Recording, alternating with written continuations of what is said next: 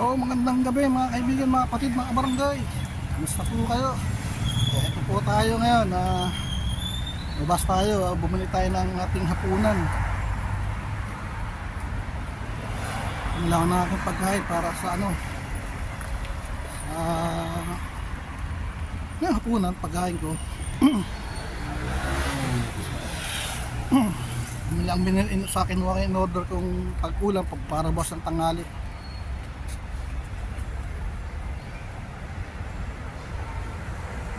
In order ko nudo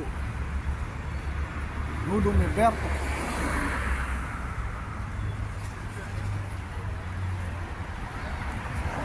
Kumain Almanyas pa. Kinuha ko yung in order kong menudo kay Berto.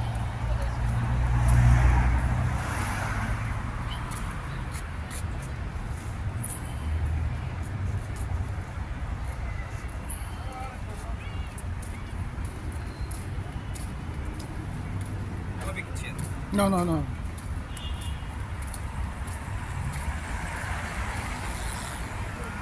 Sabi sa akin, no picture. No. I'm not take care of your photo. So, yun. No picture. Yes. May iba nila, kailangan i-respect natin yan. Sabing, no picture. At hindi ko naman sila picturean. Sila ibibigyo. Tayo para safety tayo rito. Baka sabihin nila binibidyoan natin sila, hindi naman sila kasama sa video natin at hindi naman sila importante. So,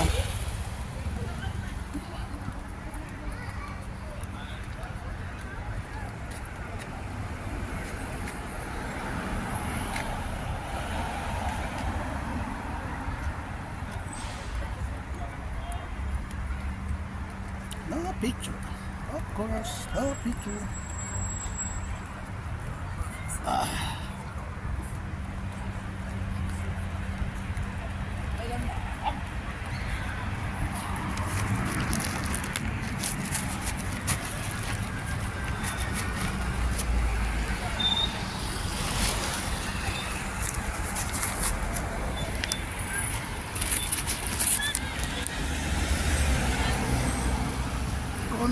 Yun, okay na. So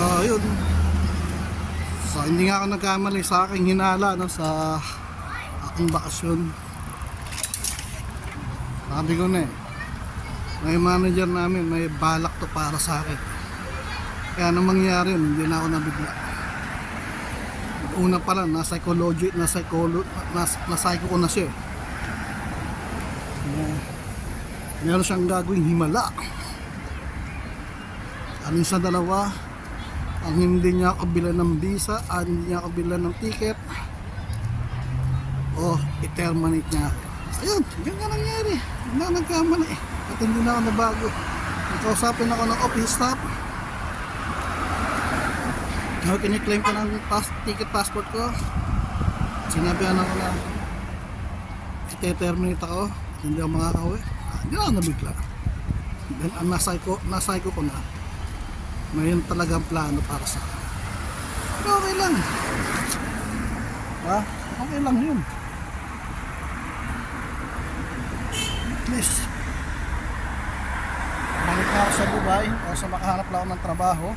Balik ako ng Dubai. Pero ano po tao dahil si Wendy, yung anak ng babae, hindi ko man lang nasubaybayan ng paglaki niya. Ano talaga importante yung trabaho. Subaybayan ko nga paglaki niya. Wala naman na ako mapag-aaral sa kanya. Okay na, mag-intis na lang ako. Stage na lang muna.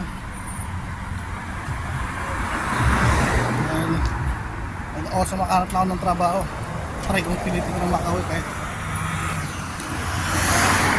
8 months, 9 months, tatry ko maiusap mo sa bagong employer. At ako na lang bumili ng sarili kong ticket. At may makukuha naman ako pero sa ano na pag nag-resign na, may makukuha naman ako pera pag dumating na yung hanap ako ng trabaho, kaya ako nag-graduate.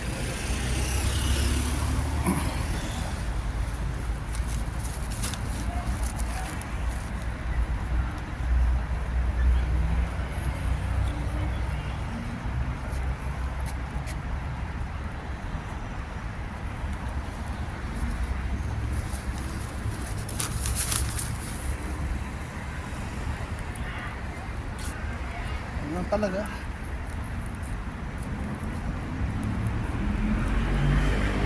Taon, parang 7 taon. Sana naman sa susunod na taon, sa pang-8 taon ko makauwi na ako.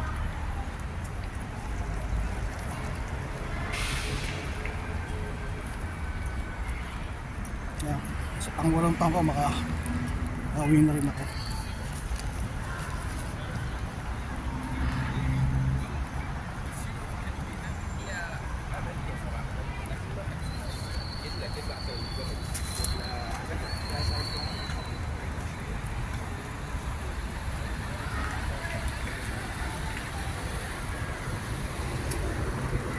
Sana ang wish ko na lang ay makahanap agad ako ng trabaho para hindi masayang yung ilang buwan na stay ko pa dyan. Kahit na makita ko, pero mas maganda na yung hanap ako ng trabaho para simula agad.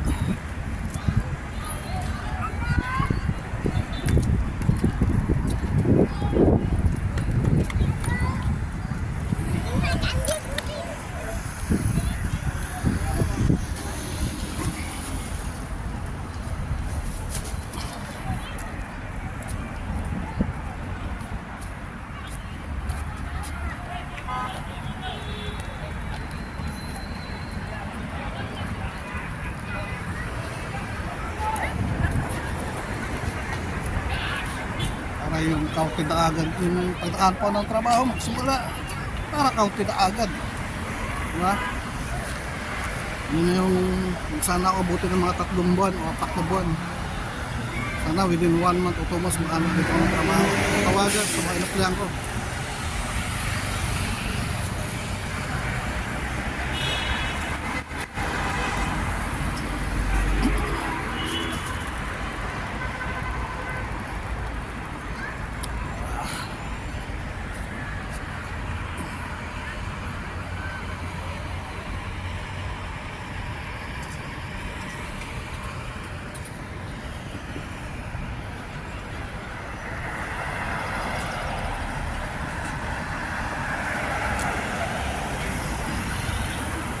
Ayo.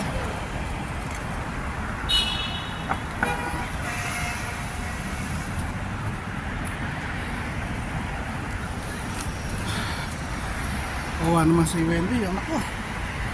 Alam ko nalulungkot siya. Na yung mama niya, wala pa ako. Tapos yung kuya niya, nag-asawa na. Pakabata pa na yun. Asawa na agad. Diyos ko, Panginoon.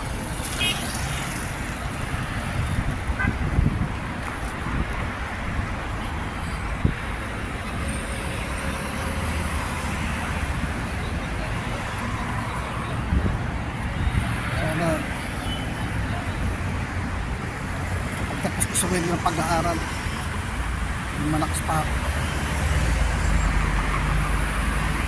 Ilang yung akin pag-aaral, matapos ko sa pwede ng pag-aaral.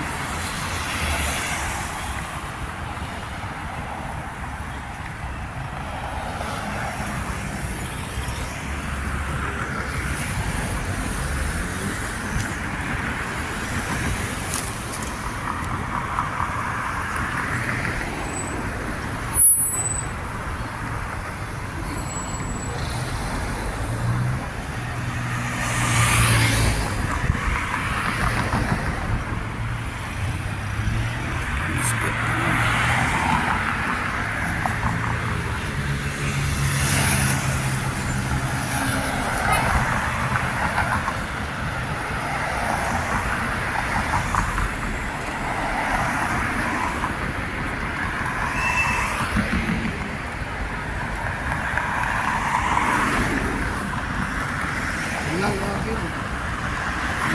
Saan sa pag-aaral mo? Sana malakas pa ako nun.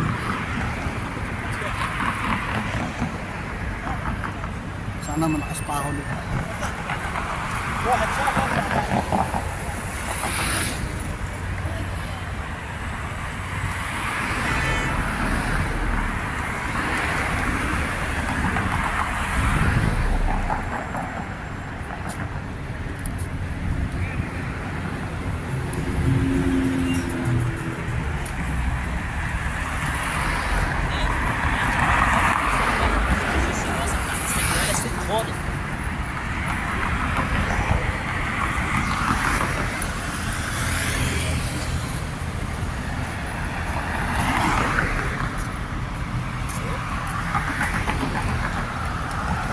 Tama rin yung ginawa ko, no? Na nakakuha na ako ng malinipatan sa Dubai kung sakasakali man. Dahil yung talaga ginawa ko, dahil alam ko na eh, nakakatunog na ako eh. Kasimpakin ako ng manager namin.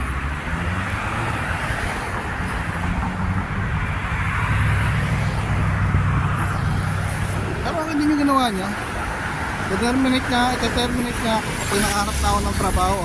So for the meantime, hindi pa ako nakahanap ng trabaho, allowed pa rin na magtrabaho at susweldoan pa nila ako buwan-buwan. Okay din. Alam, di nga tayo makakauwi. Sabi sa ticket.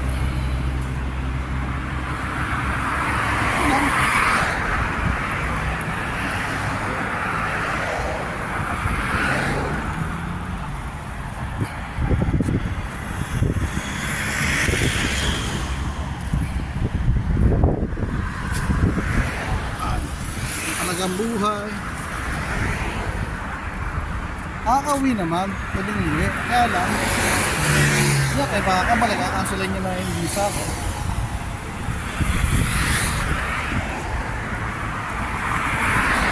Lifetime ano na tayo nun, lifetime mas tayo sa Pilipinas nun. Kaya lang, problema rin. Pag naubusin ka lang pera, saan tayo kukuha? Maghahanap tayo ng buti kung maraming trabaho sa Pilipinas. So, wala. Dapat lang susweldo mo ron.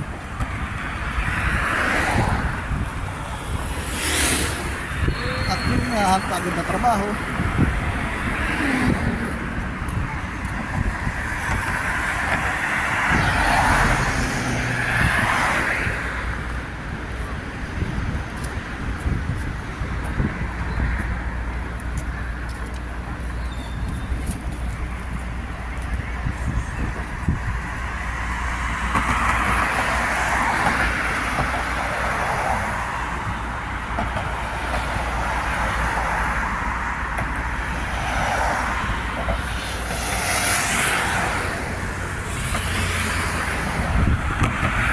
So ayun, nandito na lang po ang video natin. Maraming po salamat sa pagsubaybay nyo.